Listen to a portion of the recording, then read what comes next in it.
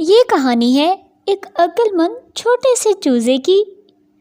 ایک دفعہ ایک مرغی ندی کے کنارے رہتی تھی۔ اس مرغی نے 12 انڈے دیے۔ 10 انڈوں میں سے پیارے پیارے چھوٹے چھوٹے چوزے نکلے، مگر ابھی 2 انڈے رہتے تھے۔ کچھ وقت بعد مرغی اپنے 2 انڈوں کو گھر پر چھوڑ کر کھانے کی تلاش میں نکلی، تو اس کے ایک انڈے میں سے ٹوٹنے کی آواز آئی۔ اس میں سے ایک پیارا سا چھوٹا سا چوزا نکلا۔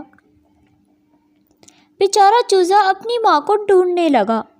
وہ بہت دکھی ہو گیا۔ اس نے سوچا اب میں اپنی ماں کو کیسے ڈھونڈوں گا۔ چلو، وہ اپنے پروں کو ہلاتے ہوئے اپنی ماں کی کھوج میں نکل پڑا۔ اپنی جھونپڑی سے باہر نکلتے ہی اس کو گھاس چرتی گائے دکھائی دیتی ہے۔ چوزا گائے کو بہت امید بھری نظروں سے دیکھتا ہے تو گائے پوچھتی ہے، تم کس کو ڈھونڈ رہے ہو اے بچے؟ معصوم سا چوزا بولا، کیا تم میری ماں ہو؟ گائے نے کہا، نہیں نہیں پیارے بچے، میں تمہاری ماں نہیں ہوں۔ دیکھو مجھے، میں کتنی بڑی ہوں۔ تمہاری ماں مجھ سے کتنی چھوٹی ہوگی۔ اوہ، میری ماں آپ سے چھوٹی ہے۔ چوزا یہ بولا اور اپنی ماں کی کھوج میں نکل پڑا۔ کچھ دیر بعد چوزے کو ایک گھاس کھاتی ہوئی بکری دکھائی دیتی ہے۔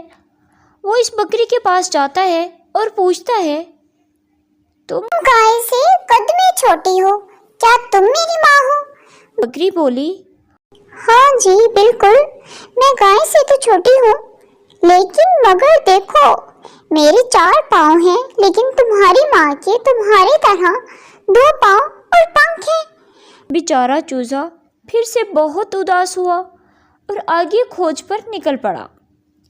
کچھ دیر چلنے کے بعد اس کو کائیں کائیں کی آواز سنائی دی۔ وہ تھا ایک کوا۔ چوزے نے بکری کی بات یاد کی اور پوچھا، تمہارے بھی 2 پیر ہیں اور پنکھ ہیں، کیا تم میری ماں ہو؟ کوا بولا، ہاں میرے 2 پیر اور پنکھ ہیں، پر میں تمہاری ماں نہیں ہوں۔ میں تمہاری ماں سے زیادہ اوپر اور بہتر اڑ سکتا ہوں، اور تمہاری ماں کا قد مجھ سے بڑا ہے اور اس کے پاؤں بھی مجھ سے بڑے ہیں، اور وہ کائے کائے نہیں کرتی۔ چوزا بہت اداس ہوا۔ کوے نے جب اس کو اداس دیکھا کو اس پہ ترس آ گیا۔ کوے نے کہا، اداس مت ہو دوست، تھوڑا آگے جاؤ، تمہیں تمہاری ماں مل جائے گی۔ کوے کی بات سن کر چوزا پھر سے اپنی ماں کی تلاش میں چل پڑا۔ پھر اس کو ایک بطخ دکھائی دی، جس کو دیکھ کر چوزا بہت زیادہ خوش ہوا۔ ماں چلاتا ہوا کی طرف دوڑا۔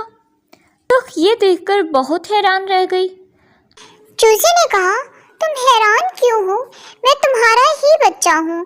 بطخ نے کہا، ارے نہیں بیٹا، میں تمہاری ماں نہیں ہوں۔ یہ سنتے ہی چوزا زور زور سے رونے لگا اور سوچا کہ اب میں اپنی ماں کو کبھی نہیں ڈھونڈ پاؤں گا۔ بطخ بھی اداس ہو گئی اور بولی، تم رو کیوں رہے ہو بچے؟ چوزے اس کو اپنی کہانی سناتے ہوئے رو پڑا۔ بطخ نے چوزے کی داستان سنی اور کہا، بیٹا تم رو نہیں، تمہاری ماں کوئی کوئی نہیں کرتی، تمہاری ماں کی آواز ککڑو کو بولتی ہے، ٹھیک ہے؟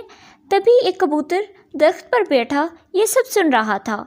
اس نے چوزے کی مدد کرنے کا سوچا اور چوزے کے پاس آیا اور اسے کہا، تم تھوڑا آگے تالاب کے کنارے جاؤ، وہاں تمہیں شاید اپنی ماں مل جائے۔ چوزا کبوتر کی بات مانتے ہوئے تالاب کی جانب نکل پڑا۔ کچھ دیر آگے چلنے کے بعد اس نے ککڑو کی آواز سنائی دی۔ وہ اس آواز کا پیچھا کرتے ہوئے تھوڑا دور گیا۔